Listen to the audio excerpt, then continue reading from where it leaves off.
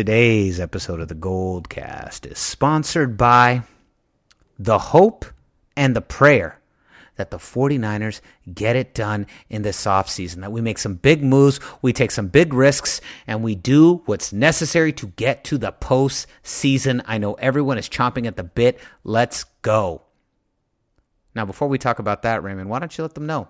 Where can they find us? You can like us on Facebook.com/thegoldcast. You can also follow us on Twitter at _Goldcast. You can also subscribe to us via iTunes, YouTube, and Stitcher, all under the same name, The Goldcast. Like, subscribe, and comment because we love to hear from you. And it keeps the conversation going because we're very curious on what you think. We're not the only people with opinions around here, although we are the only ones who get to be on camera. Sorry. That's the rule. No one else. That's the rule.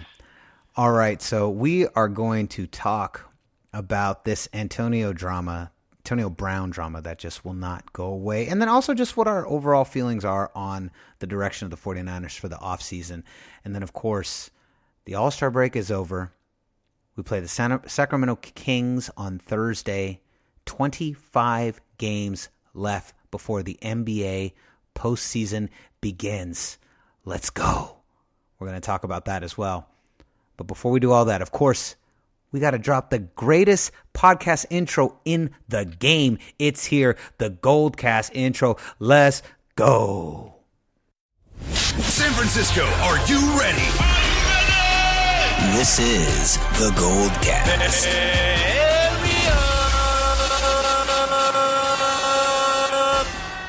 Boom!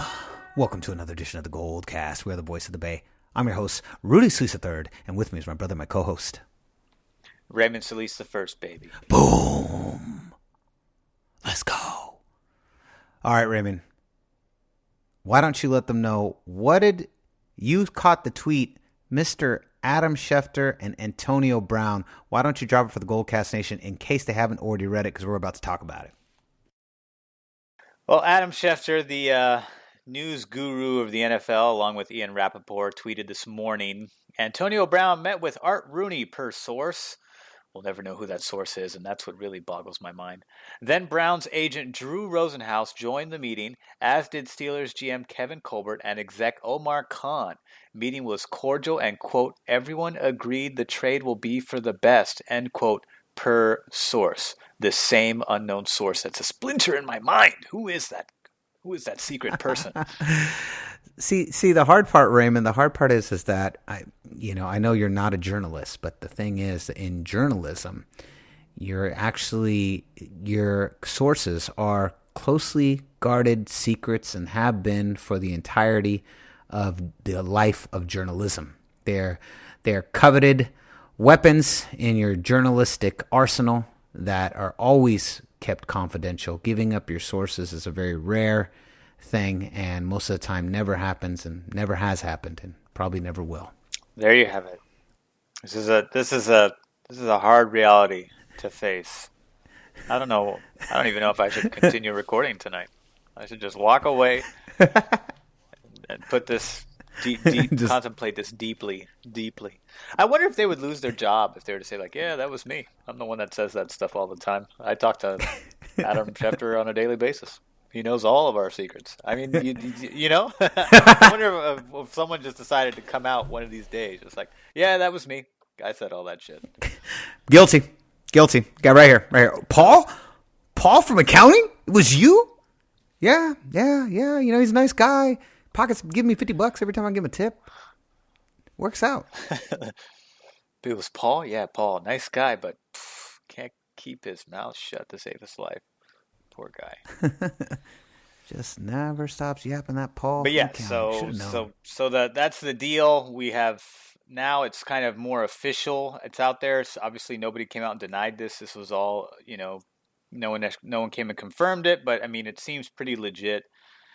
I'm inclined to believe it. Adam Schefter, usually doesn't put out fake news. He's usually, spot on with everything he breaks. So this is really, in other words, we don't really have to take this with a grain of salt. We can just kind of assume, especially considering all the circumstantial suggestive evidence that has come leading up to this point. I mean, this has been a long time coming.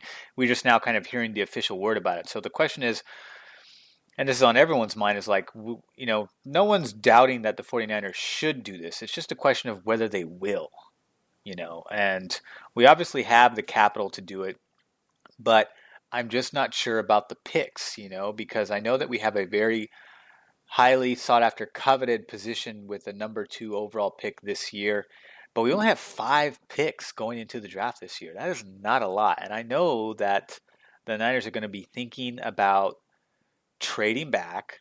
That's obviously an option that's on the table, trading back to get more picks. They want more picks because they want more talent to feed into the system so they can, solidify their chances for not only winning now, but winning for the future and developing young talent that deserves to be developed, and especially within the Kyle Shanahan system. It's just a question of, do we give up that number 2 pick, or do we give up future picks with an existing player and package that in? And if we do make an offer, will it include, some of our picks this year? Because I feel like we're not in a big position. We don't have a lot of bargaining chips for the draft already as it is. So do we pass?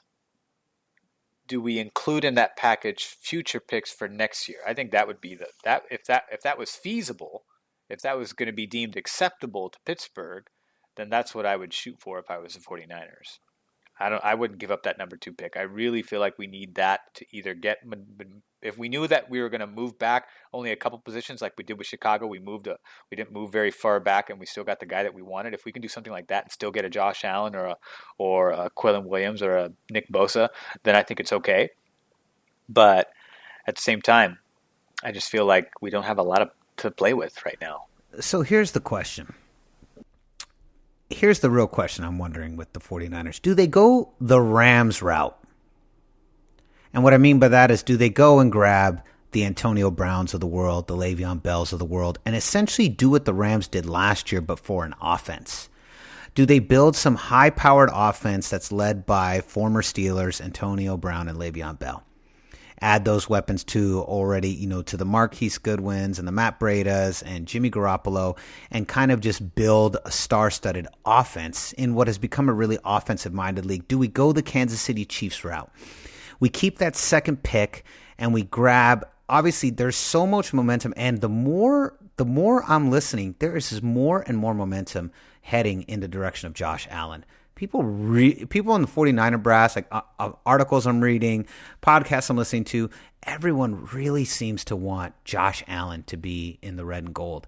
So I'm just wondering if that's the route. Is it possible to kind of do a mini version of the Rams route and grab Le'Veon Bell and Antonio Brown? I don't know if we can afford both. I think financially we could possibly afford both on maybe 1 to 2 year flyers. But is that even a viable option for us? And is that something that maybe is the smartest route to do in 2019? Because I feel like while there is no impetus or drive to get rid of Kyle Shanahan and John Lynch. I don't think so at all. I think Jed York, I think they're happy with him. I think most people can agree that these guys are working hard, and Shanahan is amazing. There's a technical term that we like to use sometimes where we come from. He's what we call a G. He's a G. And so Kyle Shanahan is a G. He's very good at his job. But there is definitely, I feel like there is a sense of pressure and anxiety over getting past this hump. We need to get past this hump. We need to start living up to the potential of this 49er franchise, because everyone seems to love the potential of the 49ers. Everyone, where every offseason, last season and this season again, we're becoming the media darlings of the offseason. We're winning the offseason. But the Niners have got to prove it on the field. And we have to prove it this year. I think there's a lot of pressure to have a winning season, a lot of pressure to at least make it into the wild card. And here's the thing. The NFC West is only getting tougher. Well, I would say tougher, quote unquote. The NFC West has been tough this entire decade. We've sent 3 different teams to the Super Bowl. We've sent all 4 teams to the NFC Championship. This is a tough division. Tough division. 3 different teams have gone to the Super Bowl. 3 from this division in the same decade. All have been to NFC championships. Multiple NFC championships for several of us. This is no joke. You think about this, 5 NFC championships between the Seahawks and the 49ers alone. That's half the decade. Half the decade was dominated by 2 teams. So it just goes to show you this. Everyone's saying, well, the NFC is only getting tougher. It's been tough. Went through a little bit of a dip, and then guess what? The Rams picked it right up. We had that one dip in the middle right before Jeff Fisher's last year and before Sean McVay took over the Rams. I believe that was 2015, 2016. They're all starting to blur together. We're almost done with this decade as we speak anyways. But it is a very difficult division. Again, per the usual, it's been tough the whole decade, and we have our work stacked against us. We now have to get through Seattle to get to that wild card spot. People thought they were just laying down and rebuilding last year, and they didn't. They weren't planning on rebuilding. That wasn't the plan. Their plan was to get back to the playoffs, and they succeeded. The 49ers now have to take second in the division to even have a chance at the wild card slot, and that's not even a guarantee. Getting second doesn't guarantee that you're going to get a wild card slot. That's not guaranteed. You're still competing with 3 other divisions. So I think the 49ers, the pressure is on to make some big moves and to really make this happen. I don't think their jobs are on the line, Shanahan's and Lynch's, but the pressure for them to succeed and show that this team is capable of at least getting to a winning season and competing for the wild card and maybe landing in second place of division, that needs to happen this season. What do you think when I say that? Yes, I totally agree. And we've talked about this a couple times. And, I don't think anyone is ready to put Shanahan and Lynch on the hot seat.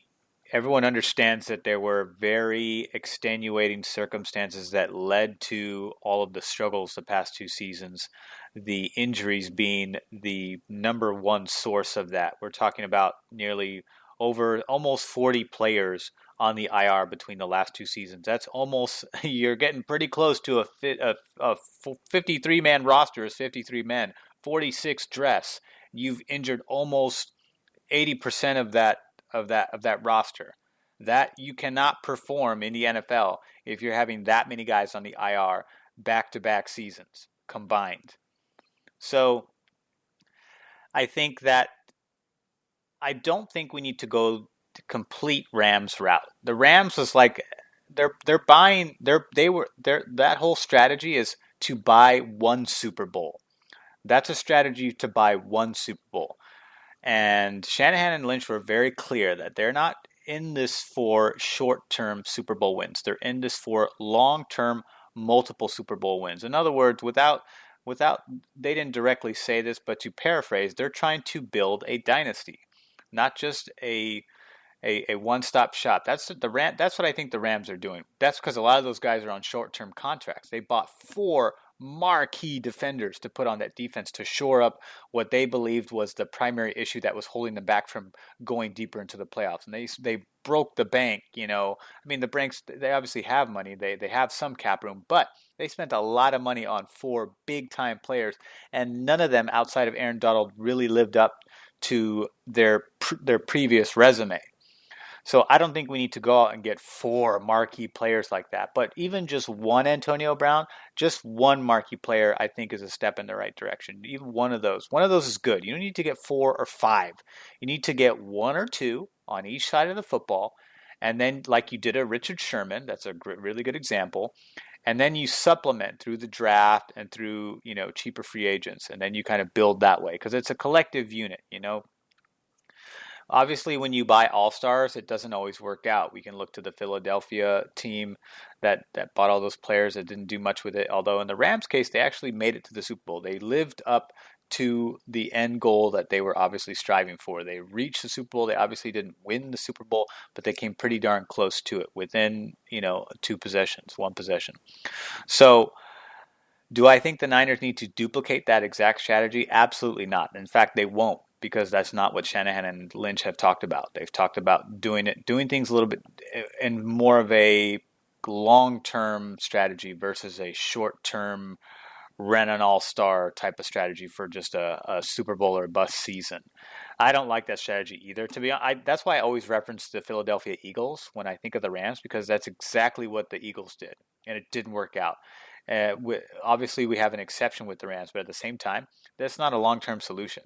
They're going to have to deal with contracts coming up next season and the following season, and I don't know if they're going to be able to sustain all of those players. You can't sustain that many good players. The entire offensive line, they're all free agents by 2020 for the LA Rams. The whole line. So there you go. And I agreed. It bottomed their one Super Bowl. The defense, they hired that defense to get to the Super Bowl. They got to the Super Bowl. That defense held the New England Patriots to 13 points. And unfortunately, that offense didn't really do anything. So there you go. There it is. But the defense lived up to it. The defense did its job. Unfortunately, the offense and Sean McVay did not. But yes, I do think the hot seat and the impetus and the onus is on the 49ers to deliver a winning season and at least compete for the wild card. I think if they got to 8-8 or got 10-6, 9-7, any three of those we would be over the moon at this point. We really would be. Even without a playoff appearance, we would be over the moon. We'd be like, here it comes, here's the building, this is the start. And then we build upon that. I agree. You're absolutely right, Raymond. The 49ers are trying to build a long-lasting legacy. You know, Shanahan has recently been in the press, has been compared to Bill Belichick a lot as being the closest thing we have out there. I do agree that no matter what team he has, no matter who he's going up against, he is capable of scheming that offense. Again, though, the big question is the defense. And I'm with you. I agree with what you said. We cannot give up that second-round pick. We need that pick. That pick is vital. That pick is Nick Bosa or Josh Allen. That's what that pick is. And we need one of those two guys. We need a player that hopefully is transcendental, that can start day one and turn that defense around and deliver. If Buckner has a second pass rusher to match with him, I mean, can you imagine what that's going to put that defense, where it's going to put them at? The kind of opportunities we're going to have then defensively, if we can finally make a sack. So this is definitely huge. This is a big part. I agree with you. The second round, our first round pick, the second pick of the draft cannot be given up at any cost. But what do we do with the rest? And is it possible to grab a Le'Veon Bell or an Antonio Brown? Now, the other trade rumor that's going around right now, I want to get your thoughts on real quick before we jump to our next subject. But the other one is OBJ. Right. OBJ has been linked to some 49er talk and possible trade rumors. He's younger, a bit more dramatic. My issue with him is his health. He's been injured a lot the last several years, and I don't know. I just feel like while he still is really, really good, I'm just concerned about his overall physical longevity. What do you think about OBJ possibly coming to the 49ers? I mean, he did have a significant injury, and he's played. He had a shortened season in 2017. Only playing a quarter of the season, 4 games, 2 starts.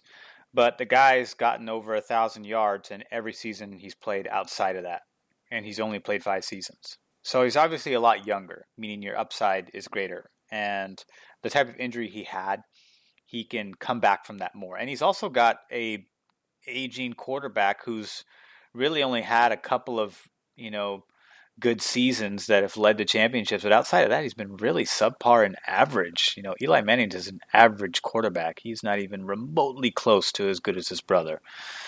And OBJ has still managed to output this type of production with that type of quarterback. 1,300 yards in his rookie season, 1,450 in his second season, 1,367 in his third season, 12 touchdowns his first season, 13 touchdowns his second season, 10 touchdowns his third season. This guy's going to get you a score every other game, looks like, if not more. I mean, almost 16. So the guy's production is obviously off the charts. He had 1,052 yards this past season. He had 6 touchdowns this past season. And that was with a disgruntled Giants offense. That's not even a good Giants offense. So imagine what he would do in a Kyle Shanahan system with a Jimmy Garoppolo, who has a better arm, who can arguably has a much quicker release too, and can and understands route reading and ball placement just as well as Eli Manning, has the potential to even be a much better passer than Eli Manning has ever been in his career. So I think that's great. The question is, will they pull the tires? I mean, there's not a whole lot of rumor mills going around about OBJ not re-signing, or him wanting out or anything like that. I think he's there. All of this seems to be Antonio Brown's way, but Antonio Brown is also generating a lot of this dramatization and this hoopla, whereas the OBJ camp is very, very quiet. But I mean, there's some people that think, he could be a real possibility for the 49ers. It just depends on if the right deal presents itself. Will the Giants take it? I think either way, both teams will ask for a lot. OBJ will require a high draft pick, such as our number 1 second overall pick or something close to that, because he's a lot younger. Antonio Brown's going to be 31. OBJ is in his 20s. So there's still a lot of room left for OBJ to kind of really solidify and, carve out his career. He's gone to the Pro Bowl 3 out of the 5 years he's played. So we know that he's been a firecracker ever since he got into the league. I think he's a little immature. I prefer Antonio Brown's attitude over Odell Beckham Jr.'s attitude.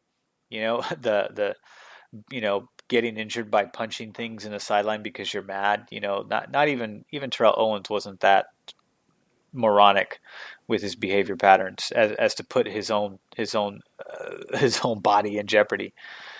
So that's the only thing I don't like about him. I feel like Antonio Brown is old enough, and even though Antonio Brown has got some antics behind his attitude too, none of it has ever led to anything super controversial on or off the field. It's been pretty good for the most part. Wide receivers are divas naturally. That's just how that position has played out historically. More so since the Terrell Owens era, but is obviously a very common theme with wide receivers. They're very, I don't know, they garner a lot of attention, and naturally they have a lot of narcissistic characteristics about them. OBJ just happens to accentuate those more than any of the other top receivers in the league. And it just kind of rubs me the wrong way. But I recognize the fact that he's younger, and so he has more upside. But at the same time, because of having said that, it's going to come at a higher price. And I'm not sure if the Niners can afford it right now, especially with only 5 draft picks. Similar dilemma to Antonio Brown. But I think Antonio Brown, because he's older, you can get away. You can actually, I think that it's feasible to have a future pick in that offer than it would be for OBJ. OBJ, I feel like the Giants would want a first round draft pick now versus one later. Whereas Steelers, I think you can kind of finagle your way, especially if you include a player like, hey, we'll give you this player too. We'll give you this player, some cash, or a couple future draft picks, and we'll be good. I think that can work. It's just a question of whether, the Niners do it. I think the Niners are going to make an offer, to be quite honest. I think they will. For Antonio Brown? Yeah, I think so. I mean, they've made offers before, and that's been public. We made an offer for Khalil Mack. It was similar to what Chicago offered, but in the end, they chose Chicago over us. So they obviously recognize the value, and obviously we have enough bargaining chips for an Antonio Brown, and obviously felt confident enough to make a pass at Khalil Mack, despite only having 5 draft picks. So, don't be surprised if we throw our cards on the table. It's just a matter of whether we get chosen or not. That's the trick. It's just a matter of whether or not we get chosen. I would love to see Antonio Brown in a 49ers uniform. It seems like every week we're having similar conversations. It's just a matter of whether or not the trigger's going to get pulled. I wouldn't be surprised that if it does get pulled, and if there is a trade, that Goodell makes them wait and announce it at the NFL draft. They often will, if the people are going to if they're going to make trades, sometimes these decisions are made before the draft even begins. but they're told not to reveal who they're picking or what the draft picks are going to, what trades are going to happen, so that you can keep the tension and the drama of the NFL draft itself. So if it's going to happen, they're not going to, I don't think they're going to announce it before the NFL draft. They will announce it at the NFL draft that the 49ers have traded the second round pick of the draft to the Pittsburgh Steelers for Antonio Brown. And even though maybe they'll know 3 weeks ahead of time, they're not going to announce it till then. So that would be my Really? Yes, that's happened before. Yeah, so that'd be my sneaking suspicion as to why we're not hearing it before. I would love to hear it before, but that's why I think we won't. I think it would be. I think if it does happen, it'll be announced before. That's my prediction. If it does happen, I think it'll come before. Ooh, so what say you, GoldCast faithful? GoldCast Nation, do you think Antonio Brown will be traded before the draft, at the draft, or after the draft? Let us know. Sound off in the comments over on YouTube or Twitter or Facebook, or let us know directly. There's actually, you have many options. We get comments from so many different directions. We have people commenting to us on YouTube, people commenting on our Instagram feeds, people commenting on Twitter. It's like we kind of just collect all of your comments from many different areas. Thank you very much. We really appreciate all the interaction. Please keep it up. We love talking to you guys. It's great. Okay, so Raymond, the All-Star break is coming to an end. It is Thursday night. It is. Yep. Thursday night. The game has passed. The game is passed. It's done. Thursday night, the Kings and the Warriors go at it. There are 25 games left in the regular season. Let's go. Let's go. All right, so check this out. Here's the thing. Last season, I was so scared because the Warriors were really up and down. They were exhausted. They admitted it. They were run down. This team is on fire. Not fire, fire. They are on fire. That's despite losing their most recent game. Despite losing their most recent game to the Portland Trailblazers. Yeah, I still believe. I agree with you. I think they're hot, despite the last loss they took, which was a bad loss. They're still very hot. They brought in Boogie Cousins to kind of give them that spark. They brought in a new guy, which is something they hadn't done the year before. They kind of just ran it back. They ran it back again this year. They did the opposite. They got a new guy to fire up and give them that spark, and he's given them that. They are on fire. Here's the question, Raymond. Should I be worried? Am I overconfident right now? Am I not? Is there a corner I'm not looking around properly? Or last year I was terrified and we won. Now I'm confident. Does this mean we lose? What's this mean? What do you think? I think the Warriors look very solid. I think they look, now that they're healthy and they've gotten over some early psychological drama, I feel like they're all playing as a unit and they're kind of focused and they're not overextending themselves and draining them. They're kind of just playing solid basketball amongst each other, and that's reflected. I mean, this is a team that had a losing road record earlier in the season, and now they're 19-9 on the road, and that is actually the best road record in the West, and that is that is the second best road record in the entire association, only second to the Milwaukee Bucks, who obviously have the best record in the entire NBA at 43-14. But the Warriors are right there at 41-16. They're home. They're 22-7 at home. There's other teams that have better records than that. That's like, it's still a top 5 record for a home record between both conferences. They're about top 10. And they've only lost one game. They're 8-2 in their last 10, so they're definitely on a streak. They had a huge monster streak of 11 games, which is awesome. I expect them to have another long streak within this next stretch of 23 games. They're going to have another one. And then you're going to see them maybe get a little antsy before the playoffs, and then boom, they're going to turn it on.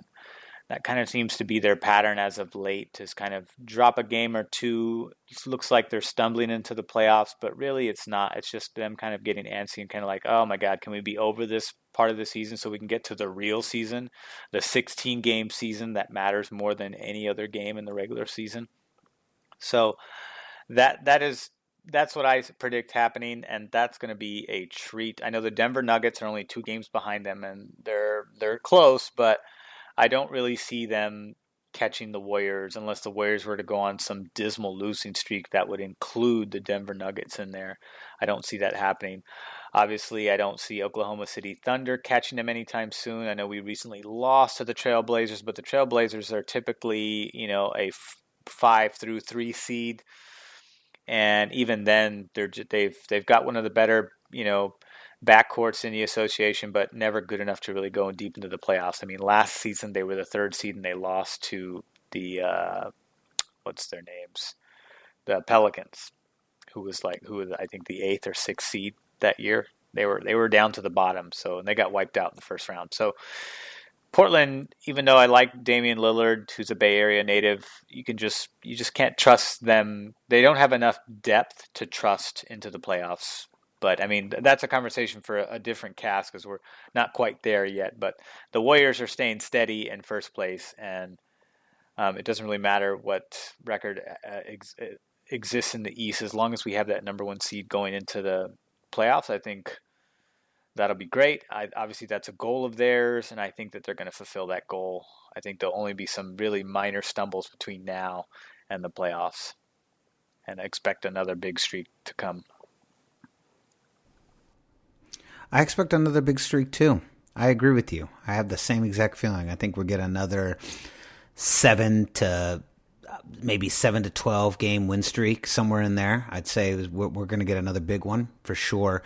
And I'm confident. I'm really confident this year. I'm super excited. The team seems like they're having fun. They look fresh. They don't look burnt. I mean, they looked so burnt last year. They looked nothing like they did last year. And last year they did really well and pulled off a couple incredible series. That series against the Rockets was ridiculous. I was really confident. We're going back a little bit, but I was really confident in Game 7. There was never a moment where I thought we were going to lose. I thought we had it. There was no doubt in my mind. But I feel like that same confidence going into the post. I just don't want to get cocky because, as a fan, you get a little cocky, and then that's when something goes down, and you're like, wow, this all just even as a quickly. fan, because superstition is very prominent in sports and sports culture, not only amongst the players but also amongst the fans. I know, although to be fair, there's plenty of fans that run their mouths on our side of the court and as well as the other sides too. So those fans exist, but for the GoldCast as Warrior fans, I don't like to really jump the gun. Not until the fat lady has sung. Then we can jump the gun all we want until the start of the following season. You earn those bragging rights. That's how it works. So, but yeah, I feel the same way. Like all right, we're there, we're steady. All we just need to do is stay the course. I feel like that's where the Warriors are right now. All they need to do is stay the course. They don't have to do anything fancy or anything out of the ordinary. Just stay healthy, stay the course, keep doing your thing. Don't F this up. Yes. That's all you got to do. Also, I'll tell you the part I'm most excited about.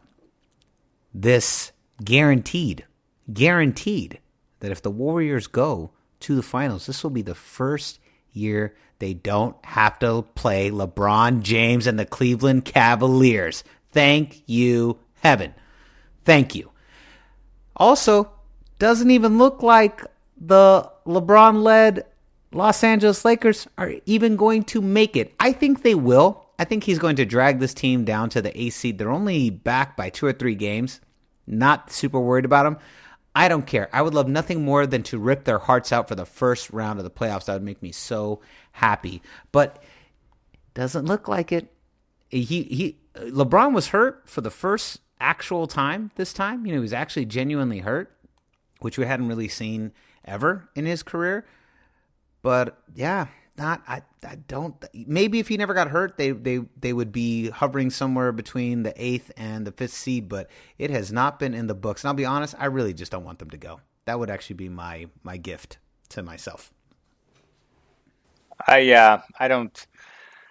I think there was even me that said that they weren't going to make the playoffs. I'd have to go back. I don't know if any of our fans keep track of those of our you know outspoken hot take bets, but I don't think I had them even getting into the playoffs this year because I felt like that team, not even a LeBron could turn them around. Although to be fair, he did turn around a very losing Cleveland Cavaliers team, but they had a superstar in the making there with Kyrie Irving. So, and Tristan Thompson wasn't a bad center back then either. But I mean, the Lakers lost their last game. They're one game below 500. I don't necessarily. They have a really tough schedule. Rudy, you mentioned that earlier off air, that they have one of the tougher schedules going into this latter half of the season. Fourth hardest schedule. Yeah, and LeBron James is not 100% right now. I do believe in his ability to recover. I mean, clearly look, I say that, but he had 28 points, 43 minutes in his last game. So those are LeBron, that's LeBron minutes and those are LeBron points.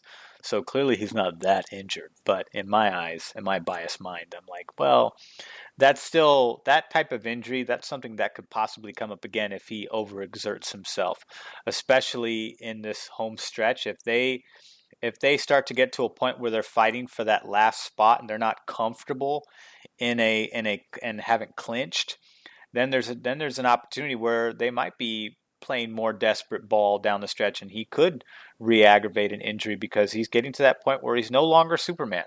He's no longer just absorbing everything and just being indestructible. He's finally stretched something out and pulled something, and it took him out for a few weeks. And that very same thing can happen again if he starts to exert, starts to go play, and starts to carry the team, starts to play the carry for a game in and game out. Something like that could very easily happen. We know.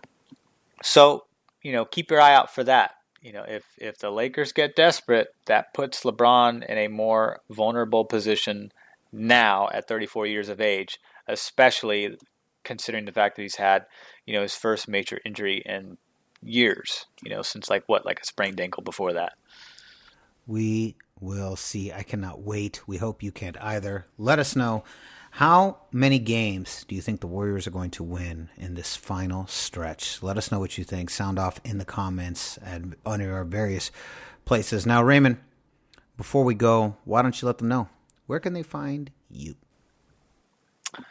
You can follow me at twitter.com at Ray Solis, and you can also follow me on Instagram, where some of our fans follow me and feed me news directly, at Ray Solis1. You can also follow me on Twitter at Rudy Solis 3RD, Rudy Solis 3rd, and Instagram at Rudy Solis 3.